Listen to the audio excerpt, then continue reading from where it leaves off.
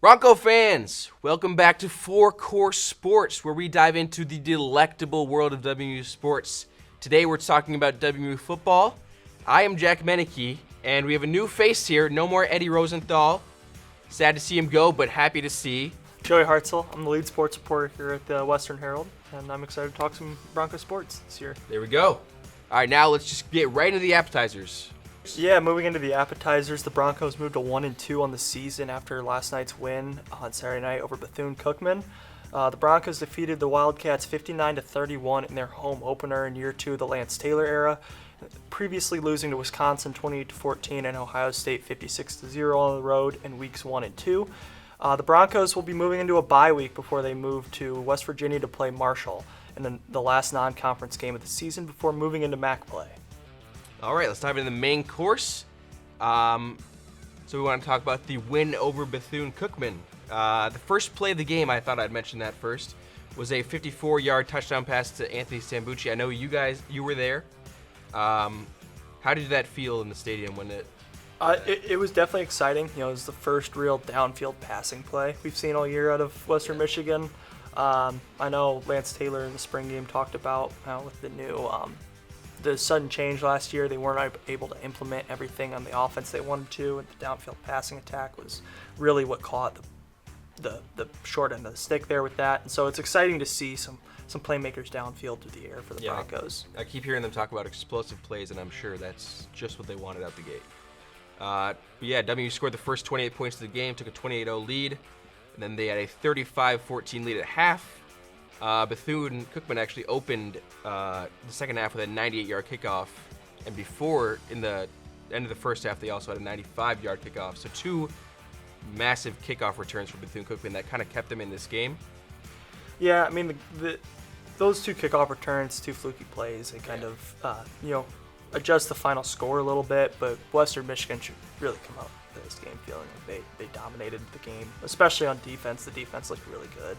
Only giving up one touchdown before you start getting into garbage time, get some substitutes in, see more of the second, third string guys, more young guys getting excited for upcoming years for Bronco football. But yeah, they went into the fourth quarter with a 28-point lead and exited the game with a 28-point lead, winning 59-31.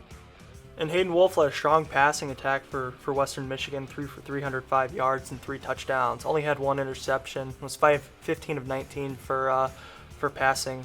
Super efficient. The one pick really wasn't a huge deal. I didn't think it was kind of an odd bounce. Ball popped up. Defensive back was standing right there. It was a tough throw, but not one that you can really pinpoint that pick on. And then Anthony Sambucci definitely led this receiving corps, had 103 receiving yards and a touchdown. He was on the receiving end of that 54-yard touchdown pass to open the game.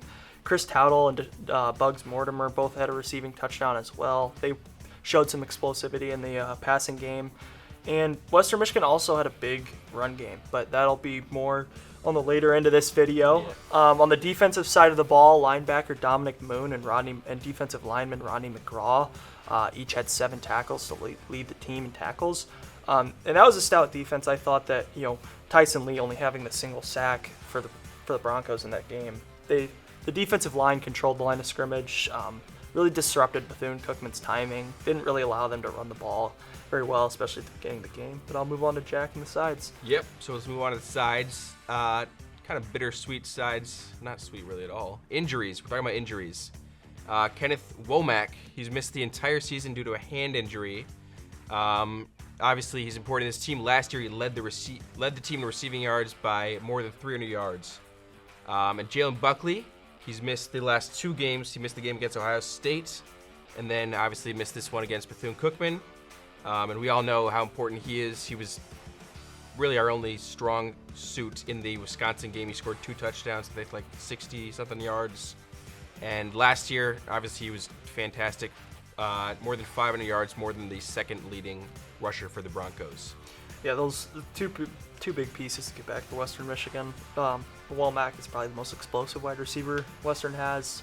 Sambucci was great, but he's more of a safety blanket. He's got great hands. He's a safe option.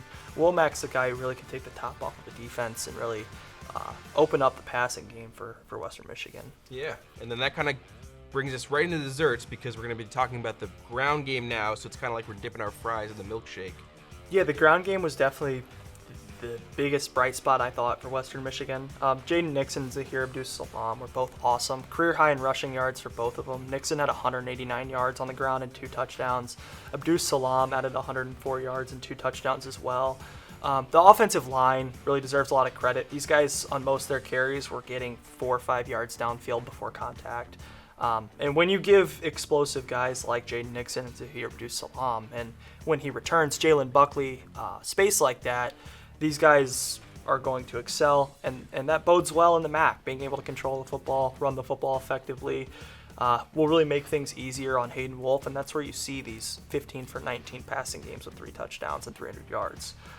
Jamal Haley also was just 2 carries, so very little action for him, but one of them was a 48-yard touchdown run. He looked explosive. The Bronco offensive line was really the star of the show, I thought. Yeah, and I just want to say, after I was watching the post-game interview on YouTube, and Nixon was talking, and he just looked like he was having a blast with his guys. It looks like that running back core kind of has some kind of special connection going on, because he was talking about how they were so excited each one was getting the production that they were. So I think that's something to be happy about for the Broncos, that they have this rushing core that they do. Yeah, that running back room is definitely deep. It's talented, probably among the top of the MAC in my opinion. And I think it's a bright spot. I think it's obviously a good thing to have in MAC play as we move towards conference season. Yeah, so that kind of wraps up our coverage there for the football team. As we said, we get a bye week, and then we'll take on Marshall. But yeah, thank you guys for watching. This has been Four Core Sports. I've been Jack Mennicke. And I'm Joey Hartzell. Go Broncos!